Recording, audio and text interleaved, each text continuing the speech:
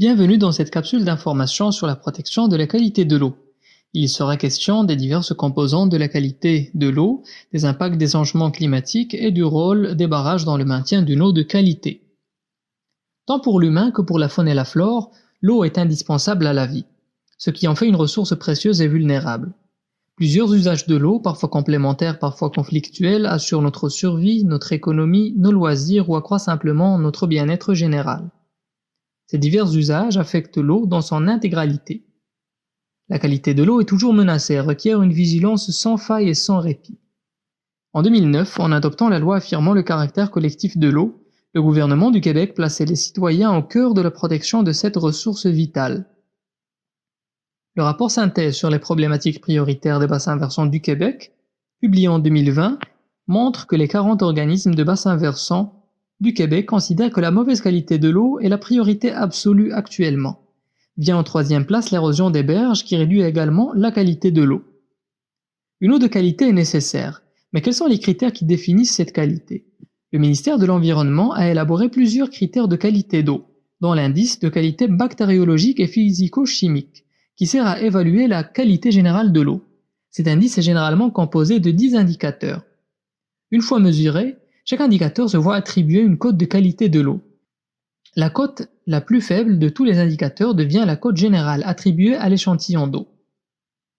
Les causes de la dégradation de la qualité de l'eau sont multiples et peuvent être d'origine humaine ou découler de phénomènes naturels.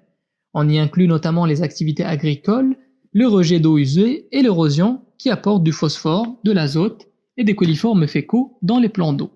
Les impacts d'une mauvaise qualité de l'eau sont tout aussi nombreux, incluant des troubles de santé et l'altération d'un écosystème entier. Si l'on prend le phosphore par exemple, on constate que le cycle naturel du phosphore dans l'eau vient essentiellement de la décomposition des animaux et des végétaux. Le phosphore se fixe ensuite sur les sédiments dans les lits des plans d'eau. Toutefois, les apports massifs en phosphore proviennent également des activités humaines comme les installations sanitaires, les rejets industriels ou les activités agricoles. Par ruissellement, ce phosphore s'additionne au phosphore naturel et finit par se concentrer dans les plans d'eau. De plus, dans certaines conditions, l'oxygène dissous dans l'eau est en faible quantité ou lorsque le lit des plans d'eau sont perturbés, les sédiments au fond des plans d'eau peuvent libérer dans la colonne d'eau le phosphore qui était fixé. Le phosphore est un élément essentiel pour plusieurs écosystèmes, mais en excès dans un milieu, il devient alors un contaminant. Un lac en santé contient en moyenne 10 microgrammes par litre de phosphore, alors qu'un lac pollué peut en contenir jusqu'à 100 microgrammes par litre. Un taux anormalement élevé de phosphore, provenant d'un tributaire par exemple, peut provoquer la croissance de plantes aquatiques et ou de cyanobactéries, ainsi que l'eutrophisation des plans d'eau. Les cyanobactéries, communément appelées algues bleues ou algues bleu-vert, sont présentes dans tous les lacs du Québec. Ces micro-organismes vivent naturellement dans l'eau depuis des millénaires. Grâce à leur capacité de créer de l'oxygène par la photosynthèse, les cyanobactéries ont permis l'apparition d'organismes aérobies sur la Terre en produisant l'oxygène nécessaire dans l'atmosphère il y a environ 2,3 milliards d'années.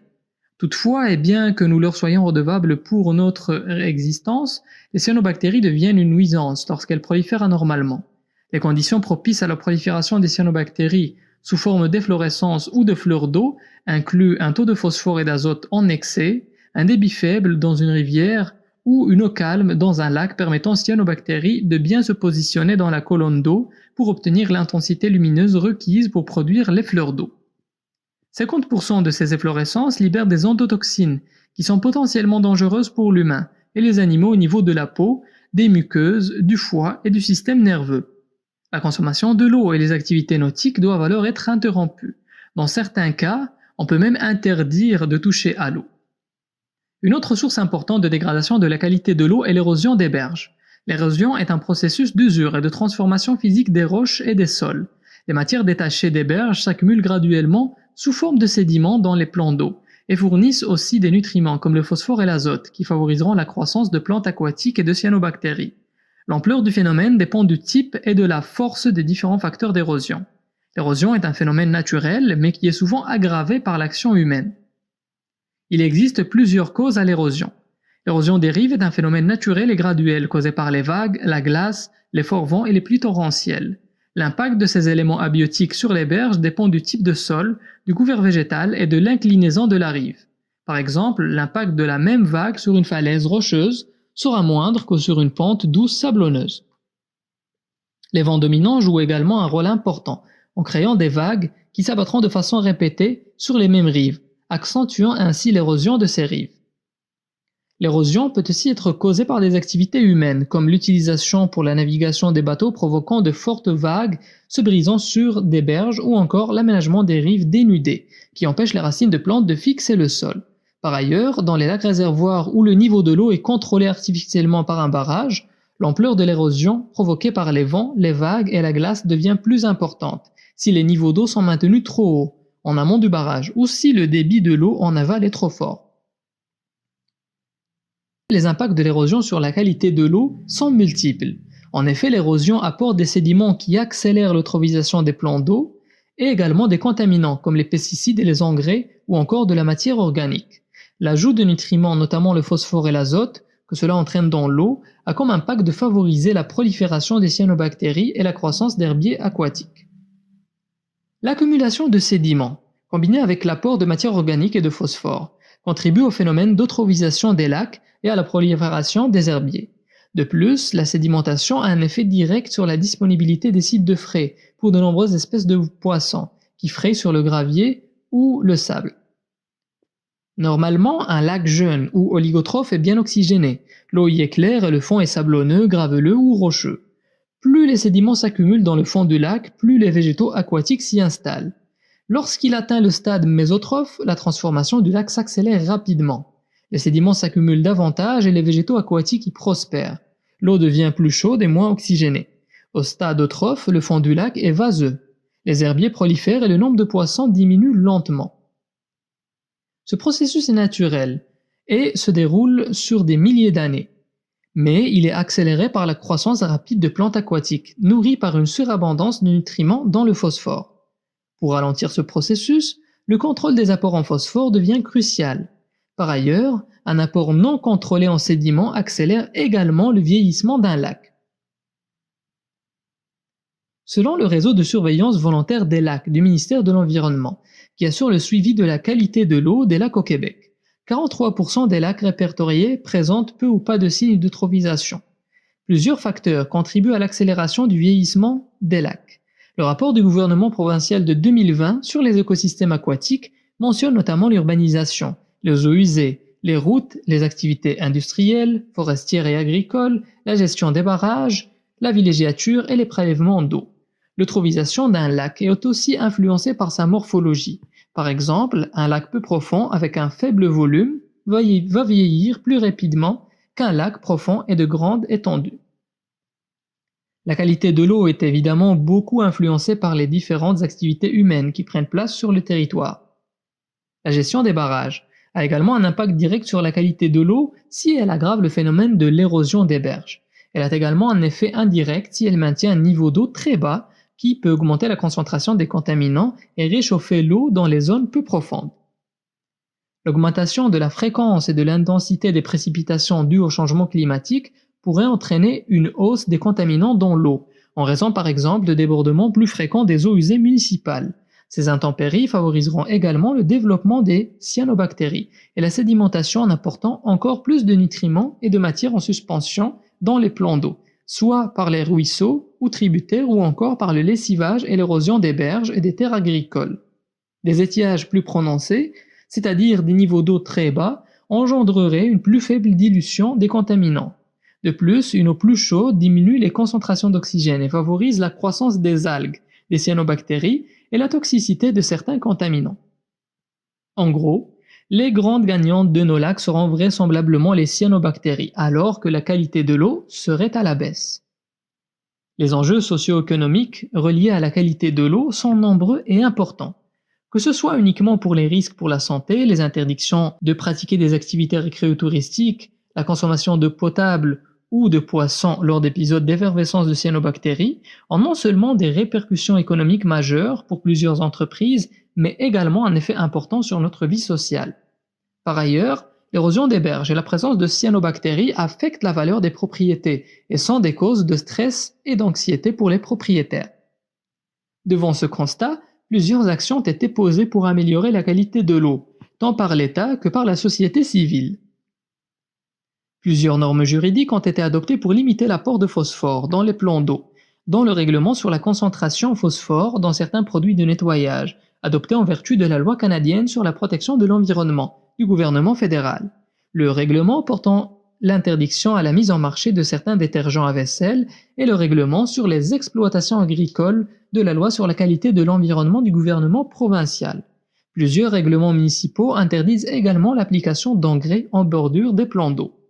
Le règlement sur les exploitations agricoles de la loi sur la qualité de l'environnement encadre la gestion des déjections animales et l'usage des fertilisants pour les cultures afin de limiter la pollution des eaux de surface.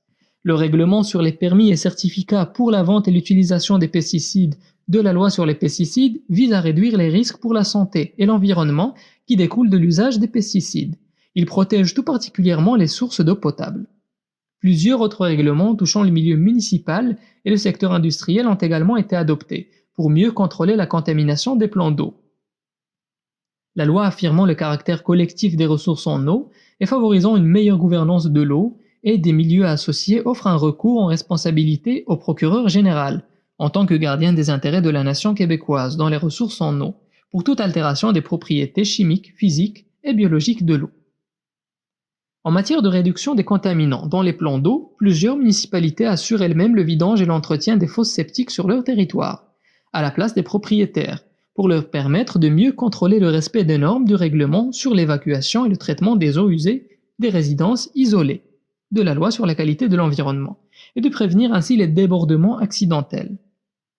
Par ailleurs, le règlement sur les ouvrages municipaux d'assainissement des eaux usées fixe des normes minimales de rejet aux stations d'épuration et de débordement aux ouvrages de surverse. Des normes plus sévères ou portant sur d'autres paramètres peuvent également être émises par des attestations d'assainissement municipal. Les municipalités ayant un taux de conformité exemplaire pour leurs stations de traitement des eaux usées contribuent à la qualité de leur eau et limitent les surverses. Les bassins de rétention dans les tributaires et les champs permettent de diminuer la quantité de matière organique et de contaminants entrant dans les plans d'eau, particulièrement lors de pluies intenses. De plus en plus de municipalités reconnaissent aujourd'hui leur utilité pour protéger leurs plans d'eau. Toutefois, une fois construits, ces bassins de rétention doivent être vidés régulièrement pour maintenir leur efficacité. Dans plus de 200 lacs au Québec, des municipalités et des citoyens sont passés à l'action en utilisant un traitement choc au Phoslock afin de fixer le phosphore dans les sédiments des lacs et ainsi contrôler la croissance des cyanobactéries en éliminant une partie de leurs nutriments. L'intervention au lac Bromont en 2017 a été très coûteuse, soit environ 600 000 $, mais est considérée comme une réussite jusqu'à présent. Plusieurs autres techniques ont été utilisées pour lutter contre les cyanobactéries, mais sans obtenir de résultats particulièrement intéressants. Il est important de noter que ce genre de traitement constitue toujours une solution temporaire et de dernier recours. Le contrôle des apports en phosphore demeure la solution à privilégier. Plusieurs municipalités au Québec ont sollicité le gouvernement fédéral, qui a une compétence législative exclusive sur la navigation, pour limiter les impacts de la navigation, notamment en interdisant l'usage de bâtiments à propulsion mécanique, soit les embarcations avec des moteurs à combustion interne ou à vapeur, ou en imposant des limites de vitesse dans certaines zones de leur territoire pour atténuer les vagues. Ces restrictions apparaissent dans les annexes du règlement sur les restrictions visant l'utilisation des bâtiments de la loi de 2001 sur la marine marchande du Canada. De telles restrictions touchent par exemple les lacs Elmer, Louise, Memphremagog, Massawippi, Montjoie, Brompton, le Grand Lac Saint-François et bien d'autres plans d'eau. Le rôle d'une rive à l'état naturel est important pour améliorer la qualité de l'eau. Elle ralentit le ruissellement de l'eau vers les plans d'eau et capte une partie des contaminants. De plus, elle maintient plusieurs écosystèmes et peut rafraîchir le bord de l'eau si elle est composée d'arbres. Finalement, et ce jusqu'à une pression excessive des vagues ou de glace, elle permet de réduire l'érosion grâce aux racines des plantes qui fixent le sol, où elles sont ancrées. Cependant, en matière de protection des rives, ce n'est certes pas la simplicité qui a guidé le législateur au niveau provincial. En 1997, une première politique de protection des rives, du littoral et des plaines inondables est élaborée par le gouvernement du Québec, en vertu de l'article 2.1 de la loi sur la qualité de l'environnement. Elle interdit la destruction des écosystèmes en bordure des plans d'eau. Le législateur décide alors de rendre la politique contraignante pour les MRC et les municipalités locales, en passant par les articles 53.13 et 165.2 de la loi sur l'aménagement et l'urbanisme. Par conséquent, les normes de la politique doivent être intégrées dans le schéma d'aménagement et le développement des MRC, lequel est mis en application par le plan d'urbanisme de chacune des municipalités locales composant la MRC et par l'adoption subséquente de leurs règlements municipaux. Toutefois, le gouvernement provincial n'assure pas le suivi de la mise en œuvre de sa politique et n'utilise pas ses pouvoirs pour forcer les municipalités à l'appliquer. Par conséquent, très peu de municipalités décideront de la faire respecter. Selon la politique sur les rives, une bande riveraine naturelle d'une largeur de 10 mètres ou de 15 mètres lorsque la pente du terrain est supérieure à 30 degrés doit être maintenue sur toutes les rives du Québec. En milieu agricole, la bande riveraine minimale est de 3 mètres de large. La bande riveraine est mesurée à partir de la ligne des hautes eaux. Cette ligne représente la cote maximale du barrage lorsqu'il s'agit d'un lac-réservoir. Comme le précise le ministère de l'Environnement, cette cote correspond en fait au droit d'inondation de l'exploitant d'un barrage ou d'une digue.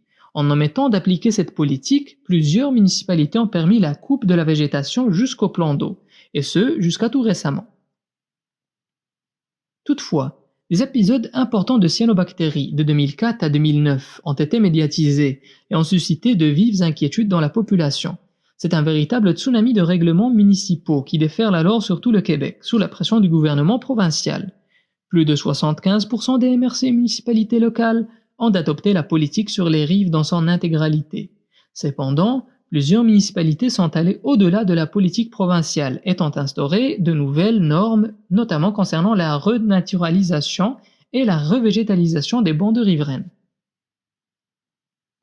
Avec l'arrivée de ces nouvelles normes d'aménagement des bandes riveraines est apparue également une panoplie de techniques d'aménagement ou de bonnes pratiques, certaines étant malheureusement peu efficaces. La prudence est donc requise dans ce domaine. De plus, les connaissances s'améliorent avec le temps et l'expérience. Certaines techniques sont aujourd'hui remises en question ou même interdites. Par exemple, le gouvernement du Québec a longtemps prôné l'enrochement comme technique de stabilisation des rives, jusqu'à l'interdire récemment dans certaines circonstances, en raison des efforts de boue où l'érosion devient encore plus intense qu'à l'origine. Il est à noter que pour avoir une bande riveraine efficace, on doit premièrement stabiliser la rive avant d'y planter quoi que ce soit, car on aggrave plutôt le problème de la qualité de l'eau, si les végétaux plantés se retrouvent éventuellement dans le plan d'eau. Selon le ministère de l'Environnement, la stabilisation de la rive doit respecter le plus possible son écosystème naturel. Dans un deuxième temps, la bande riveraine doit reprendre un aspect naturel composé de plantes indigènes. Le gouvernement détaille les différentes techniques de stabilisation des rives selon la pente du terrain ainsi que selon le type de sol où l'on retrouve sur la rive. Par exemple, le gouvernement du Québec suggère en priorité la stabilisation naturelle des rives à l'aide de végétaux. Cette technique consiste à implanter des espèces herbacées et arbustives sur le talus à protéger, idéalement sur une distance de 10 mètres. Il est important de choisir les espèces les mieux adaptées en fonction des caractéristiques du sol et des conditions auxquelles les rives peuvent être soumises. Par exemple, si les rives sont souvent soumises à des inondations prolongées ou l'effet des glaces, il faudra envisager des espèces plus robustes et bien plus adaptées à des conditions de stress. Pour les rives qui ne peuvent être stabilisées par des techniques naturelles, le recours à la stabilisation mécanique par enrochement est souvent nécessaire, bien que cela ne soit pas idéal.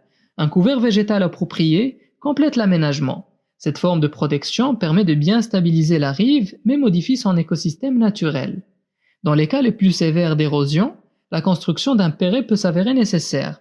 La hauteur du perret doit correspondre au niveau maximal atteint par les vagues. Certains lacs ont des plages naturelles. Elles sont formées par l'accumulation du sable provenant du ruisseau ou du lit du lac.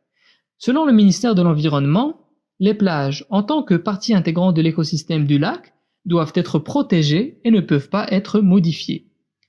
Les techniques d'aménagement des fossés en bordure des routes se sont beaucoup améliorées au cours des dernières années, puisque les fossés constituent une source majeure de contaminants et de sédiments pour tous les plans d'eau. Les techniques d'aménagement se sont diversifiées et raffinées au cours des dernières années. Par exemple, on retrouve les lits de plomb et de plançons, les caissons végétalisés, les couches de branches à rejet, les peignes végétaux et les fascines des sols qui font aujourd'hui partie des solutions du génie écologique. Comme nous avons pu le constater, les changements climatiques ne feront qu'aggraver les causes déjà bien présentes de la dégradation de la qualité de l'eau. Par ailleurs, la gestion des barrages fait partie intégrante de ces causes en augmentant l'érosion des berges avec des niveaux d'eau élevés. et en concentrant les contaminants avec des niveaux d'eau maintenus bas. Toutefois, elles n'affectent pas les autres composantes de la qualité de l'eau. Considérant les changements climatiques et les préoccupations des communautés locales, une gestion adaptative et intégrée des barrages devrait par conséquent considérer l'érosion des rives lors de l'établissement de ces codes d'exploitation. Pour les autres composantes de la qualité de l'eau, ainsi que pour compléter l'action des barrages, des plans de gestion particuliers, pouvant s'inspirer des actions déjà posées ou d'initiatives innovantes, devraient être établis pour minimiser les impacts des changements climatiques. Le projet Climatons-nous compte sur le soutien financier de plusieurs partenaires gouvernementaux, municipaux, académiques et communautaires. Pour de plus amples informations sur le projet, nous vous invitons à naviguer sur notre site web et à consulter les différentes capsules d'information. Vous pouvez également nous faire parvenir vos commentaires en nous écrivant à l'adresse aclimaton.nous@commercial-ucherbourg.ca. Merci et au plaisir de vous revoir sur notre site web ou en personne.